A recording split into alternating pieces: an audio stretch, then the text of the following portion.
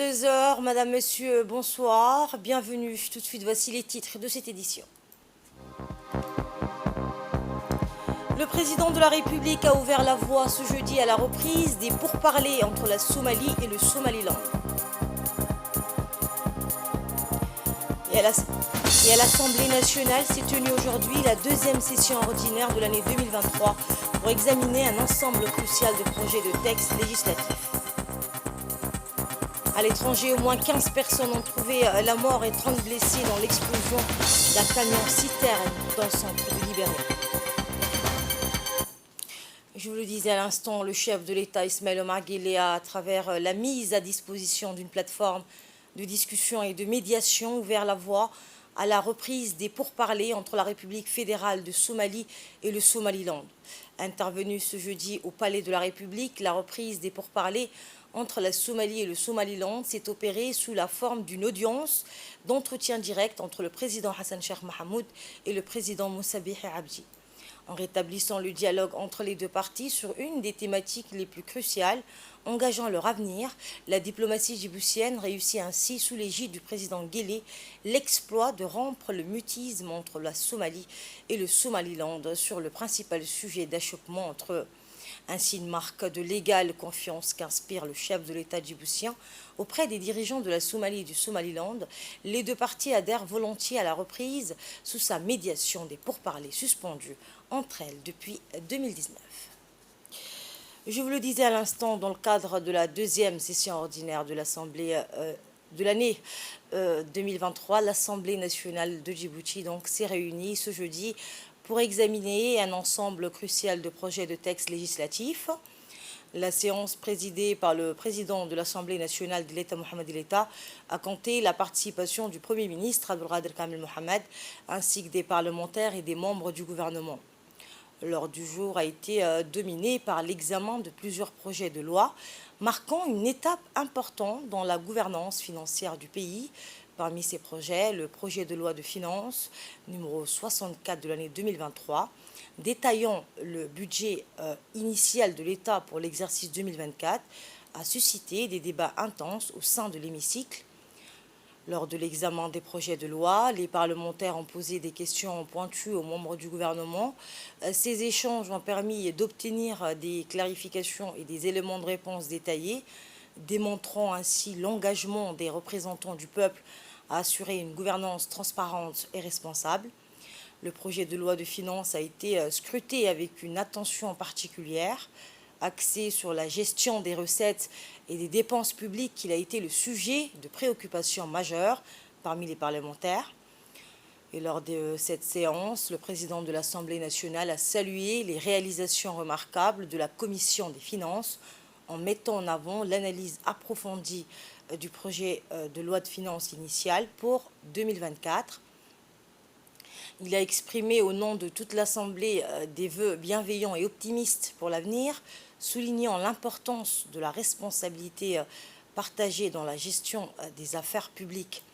Cette séance parlementaire a ainsi marqué une étape significative dans le processus décisionnel du pays, illustrant l'engagement continu envers une gouvernance transparente et efficace. Les débats approfondis sur les questions financières cruciales témoignent de la volonté des représentants du peuple de veiller à la prospérité économique et au bien-être de la nation.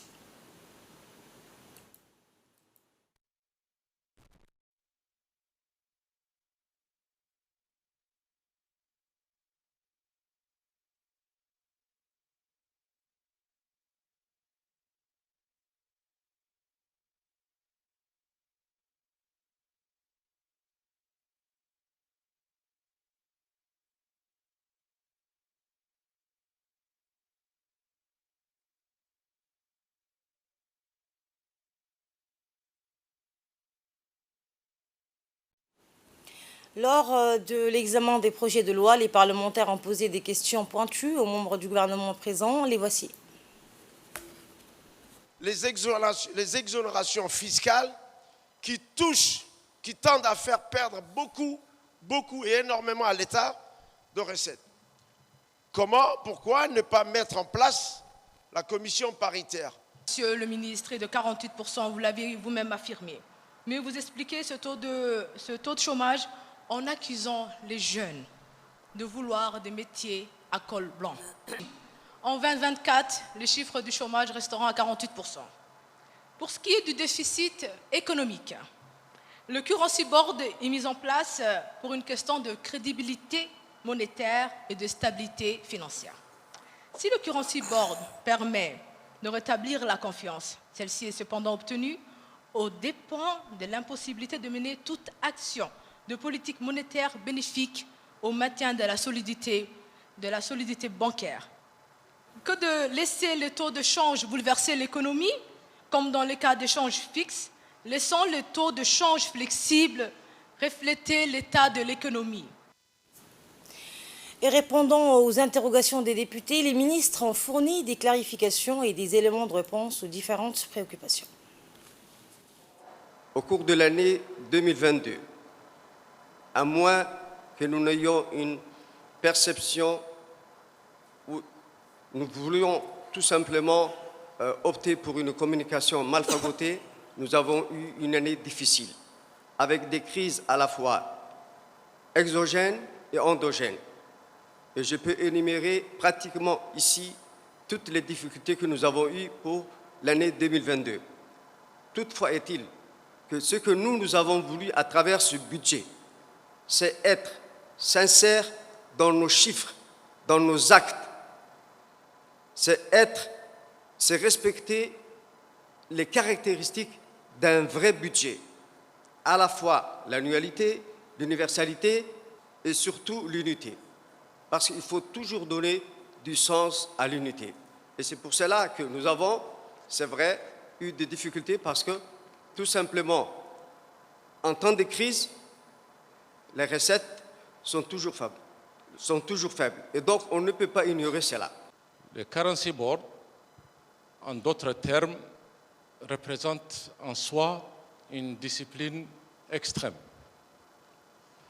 Il faut se tenir aux ressources nationales. Pour un franc Djibouti dépensé dans l'économie, son équivalent en dollars doit être mis en réserve, et en l'occurrence ici, dans la monnaie dominante, c'est-à-dire le dollar.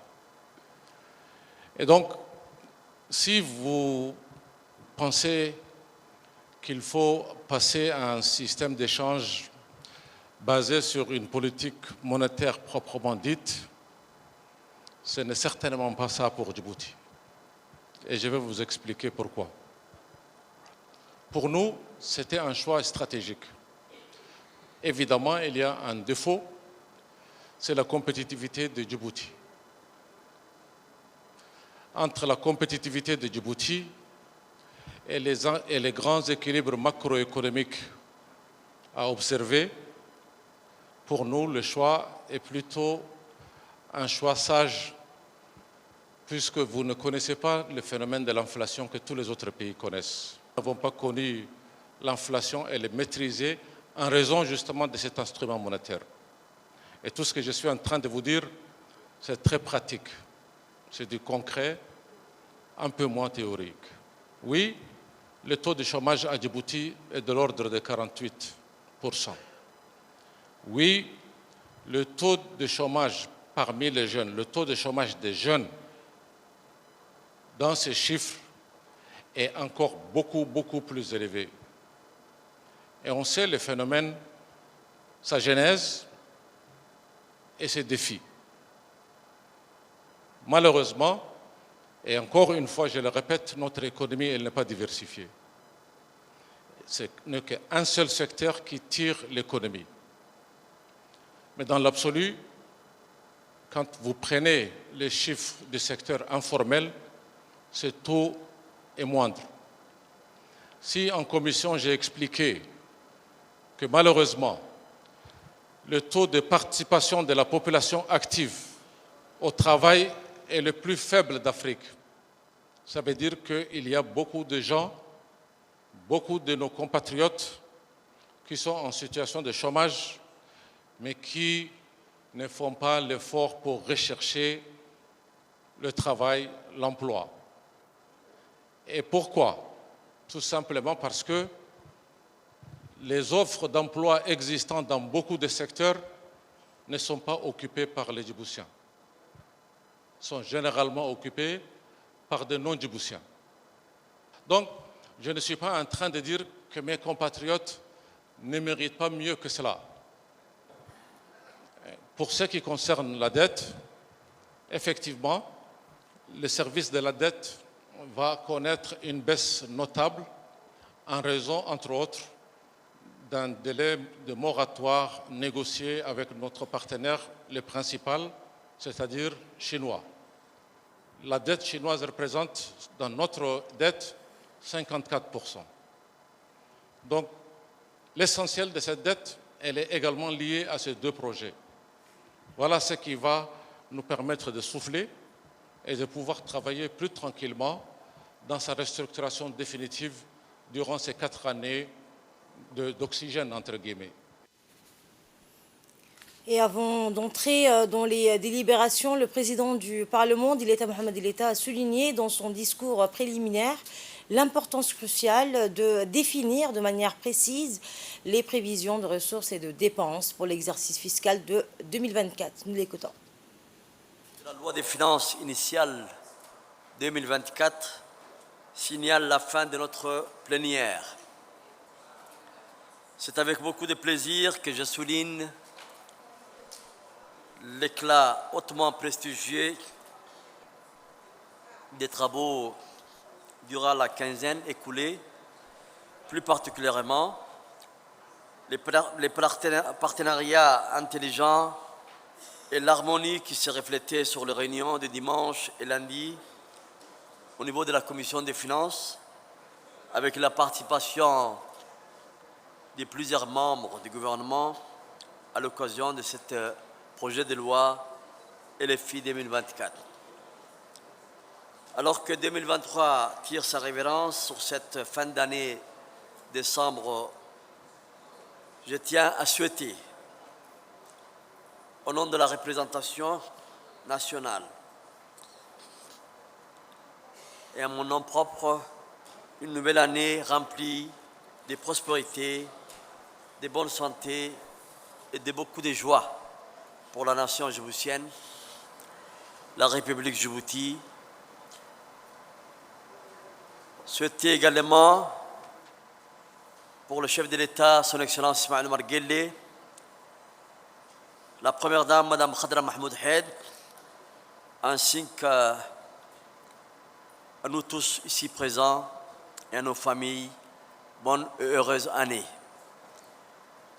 Sanat Shin Yama'i, Sanat Wanaksan, Kullu Sana wa Antum Bakhair, bonne année, bonne santé, et sur ce, la troisième séance publique est clos. Dans l'actualité également, une cérémonie de signature pour l'extension du lycée de Mouloud a eu lieu hier au sein du ministère de l'Éducation nationale, présidé par le ministre de l'Éducation, Moustapha Mohamed Mahmoud. Cet événement pour le développement de la communauté de Mouloud a réuni divers acteurs, parmi lesquels figuraient les hauts responsables du ministère, l'ambassadeur du Japon à Djibouti et les membres du comité pour le développement de Mouloud, dont le vice-président, M. Ahmed Mahmoud Abane. L'accord signé prévoit la construction de 2 salles de classe et d'une bibliothèque pour les élèves de seconde de Mouloud dans la région de Dikil. Cette initiative, soutenue par le MENFOP et le Japon, vise à renforcer l'infrastructure éducative locale. La présence justement du comité pour le développement de Mouloud témoigne de l'engagement communautaire en faveur de l'éducation. Écoutez l'ambassadeur du Japon à Djibouti.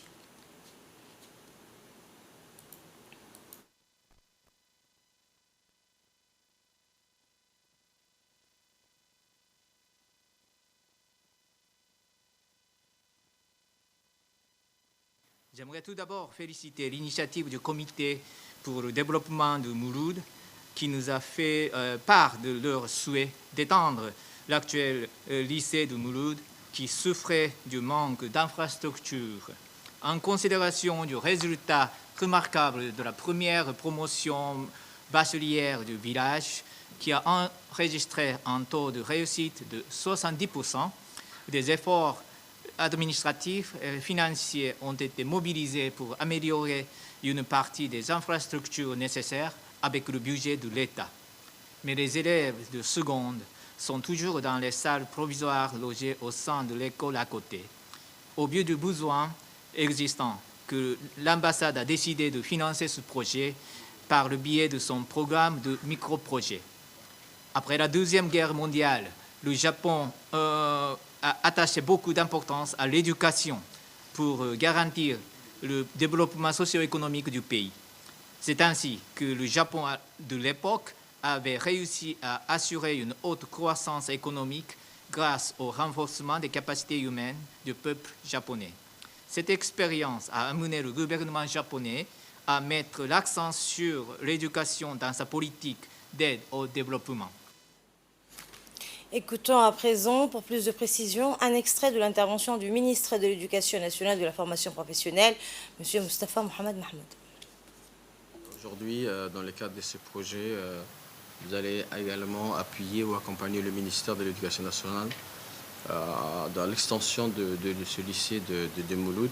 Un lycée flambant neuf que nous avons avec, sur fonds propres sur le budget national, pu financer. Et ça, vraiment, vous l'avez très bien dit, nous avons été très encouragés par les très bons résultats des élèves du baccalauréat de 2 sessions précédentes qui ont donné de très bons résultats. Cela nous a encouragés vraiment à ce que, bien sûr, ces élèves puissent avoir un lycée propre avec les standards qu'il faut et pour qu'ils puissent, bien sûr, éviter de se déplacer des Mouloud vers Dekil, parce qu'avant, lorsqu'ils étaient au collège, il y avait beaucoup de perditions aussi, parce qu'ils partaient vers Dekil. C'était difficile, les conditions de travail étaient difficiles pour les élèves, de se déplacer des Mouloud en bus pour aller jusqu'à Dekil. On a commencé petit à petit, nous avons fait des classes à l'intérieur des collèges, des classes lycées, secondes, et ces élèves-là ont donné de très bons résultats. Ils nous ont encouragés, ce qui a fait que, bien sûr, avec beaucoup de difficultés, nous avons pu finaliser 7 salles de classe opérationnelles que d'ailleurs aujourd'hui les élèves des lycées utilisent. Et cette extension de plus va encore améliorer les conditions de travail de ces élèves. Et le gros village de Mouloud aura vraiment un lycée digne de ce nom. Sous le patronage du ministre des Affaires musulmanes et des Biens Warf, Moumin Hassan Baré, l'attachement religieux à l'ambassade d'Arabie Saoudite à Djibouti a tenu hier soir au Sheraton Hotel une cérémonie dédiée à la clôture des activités réalisées pendant l'année 2023, correspondant à 1445. Cette cérémonie s'est déroulée en présence de l'ambassadeur de l'Arabie Saoudite à Djibouti et du doyen du corps diplomatique, l'ambassadeur de la République du Yémen, et d'autres invités. Au cours de l'événement, les premiers lauréats du concours de mémorisation du Saint-Coran ont reçu les certificats et les récompenses financières. Les membres du jury ont également été honorés, ainsi que le ministre des Affaires musulmanes et des Biens Warf et le doyen du corps diplomatique.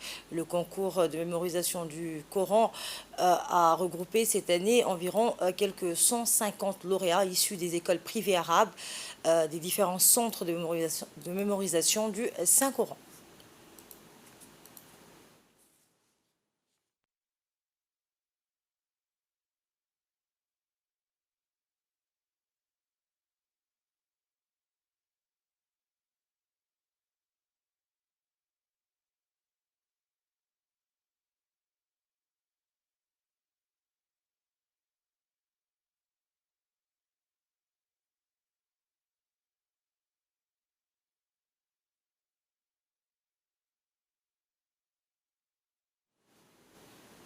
Et dans un mot prononcé à cette occasion, le ministre des Affaires musulmanes et des Biens Warf, Moumin Hassan Baré, a salué les efforts de l'ambassadeur du serviteur des 2 saintes mosquées à Djibouti pour renforcer et approfondir les relations fraternelles et la coopération conjointe existantes entre le Royaume d'Arabie Saoudite et la République de Djibouti dans divers domaines d'intérêt commun. D'autre part, le ministre a salué le rôle central des instituts et écoles saoudiens à Djibouti pour préparer les générations qui servent le pays et la société avec sincérité et dévouement.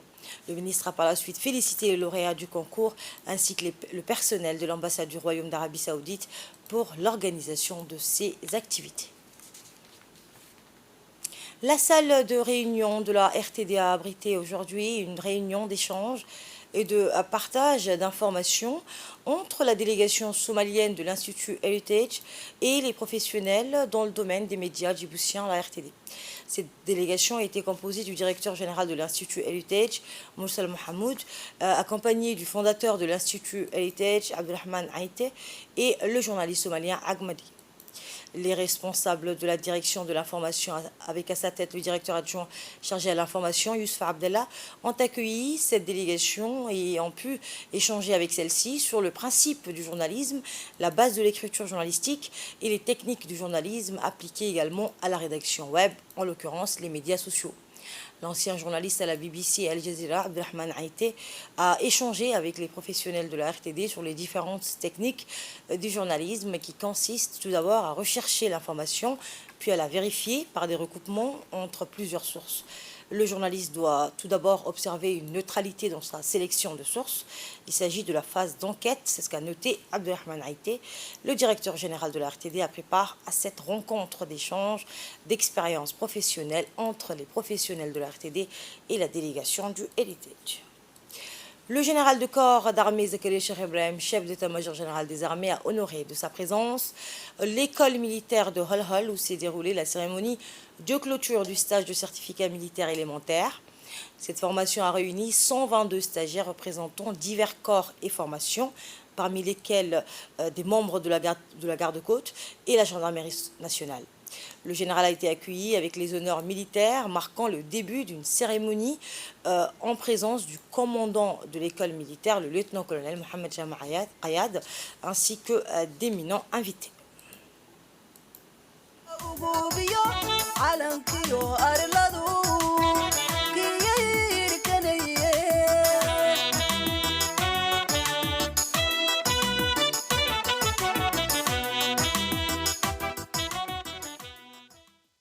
Par le personnel instructeur, ainsi qu'un détachement des personnels de soutien permanent de l'école militaire, lieutenant-colonel Mohamed Zama, chef de corps de l'école militaire présent Goulet de Rolol. À vos ordres, mon général!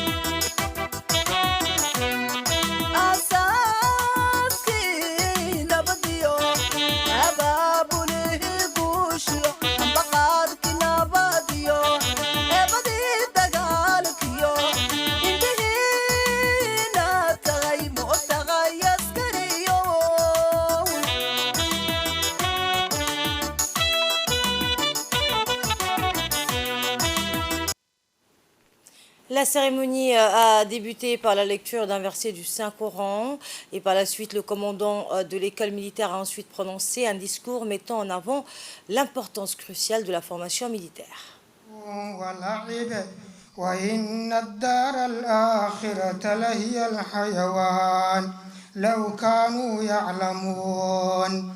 فإذا ركبوا في الفلك دعوا الله مخلصين له الدين فلما نجاهم إلى البر إذا هم يشركون وإن الله لمع المحسنين صدق الله العظيم.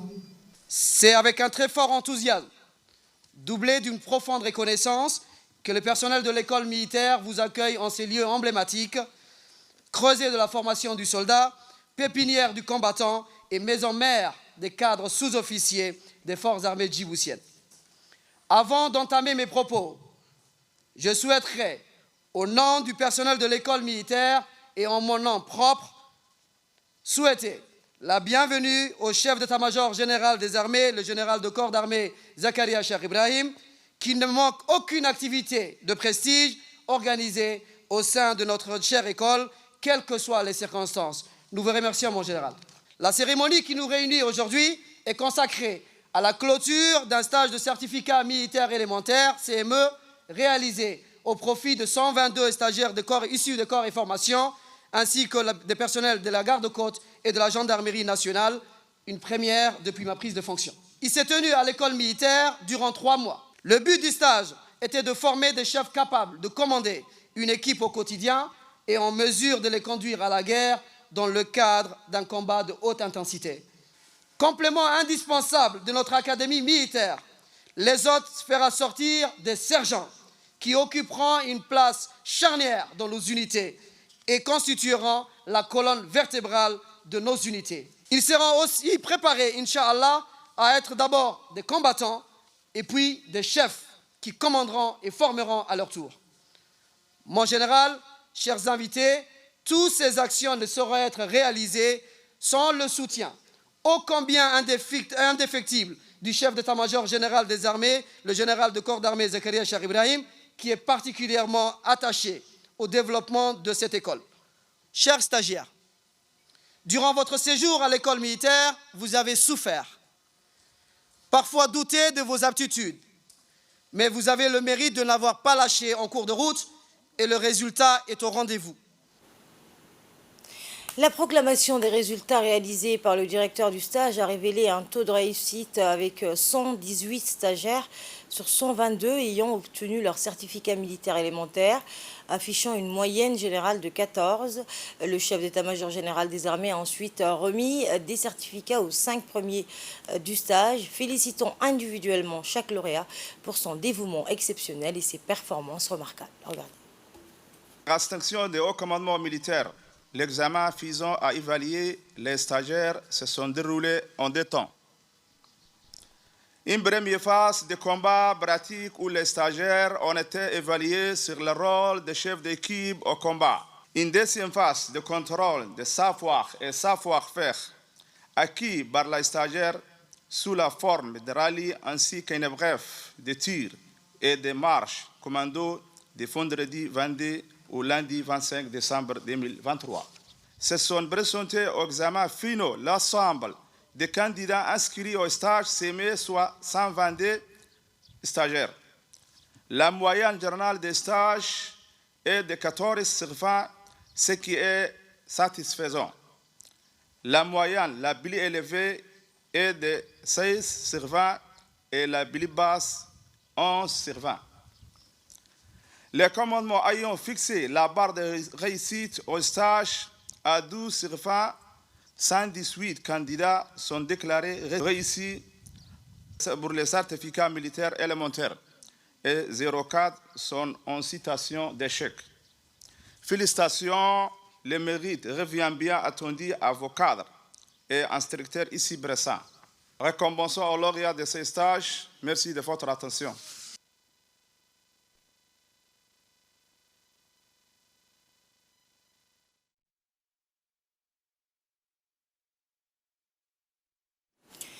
Et en signe de respect envers les héros tombés au service de la nation, le chef d'état-major général des armées et les officiers présents et les honorables invités ont participé au dépôt de gerbes en l'honneur des martyrs Des prières spéciales ont été formulées pour commémorer le sacrifice héroïque de ceux qui ont donné leur vie pour la sécurité et la défense de la nation.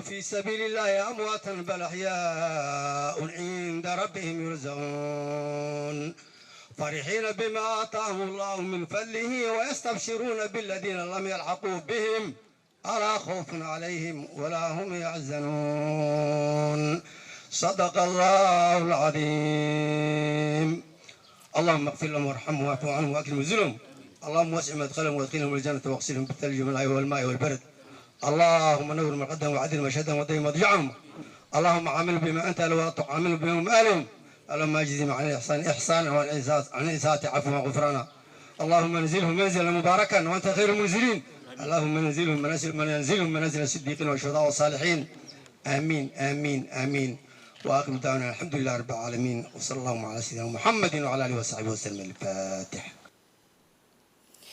Et la cérémonie donc s'est clôturée par une animation musicale assurée par le groupe musical de l'école militaire.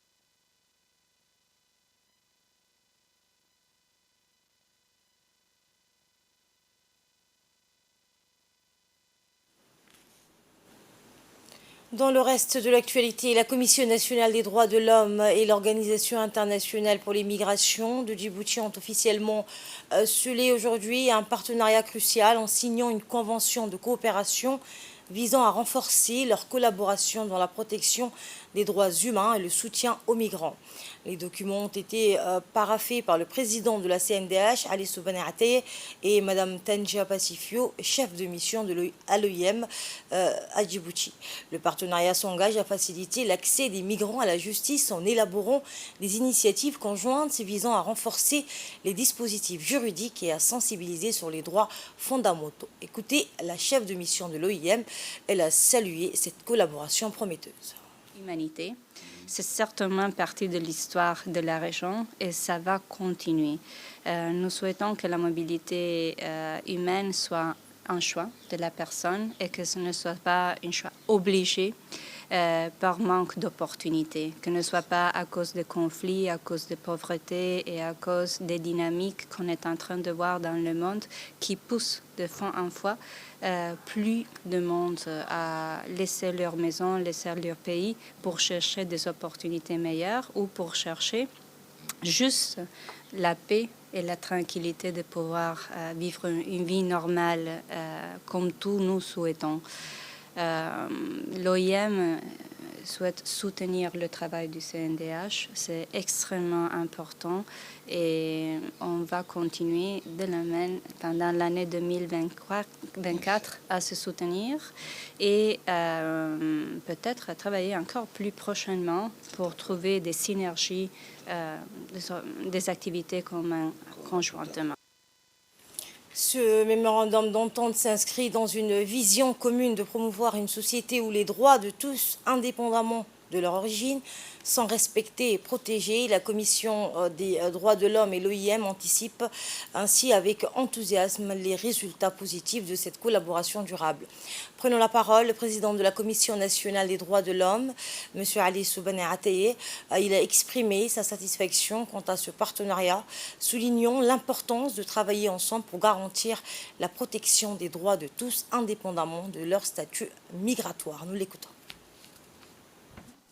Nous venons de signer une convention entre la Commission nationale des droits de l'homme et l'OIM. La question migratoire est une problématique qui se pose avec beaucoup d'acuité et de plus en plus criante au regard de l'actualité régionale.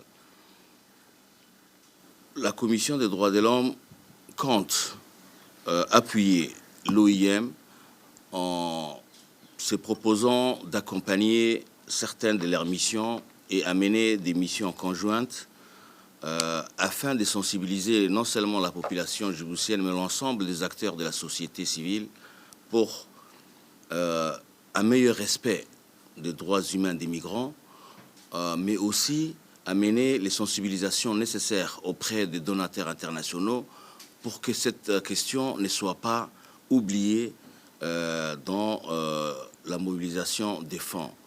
En effet, avec la représentante résidente, nous avons pu nous rendre compte que cette question n'aurait pas les financements nécessaires.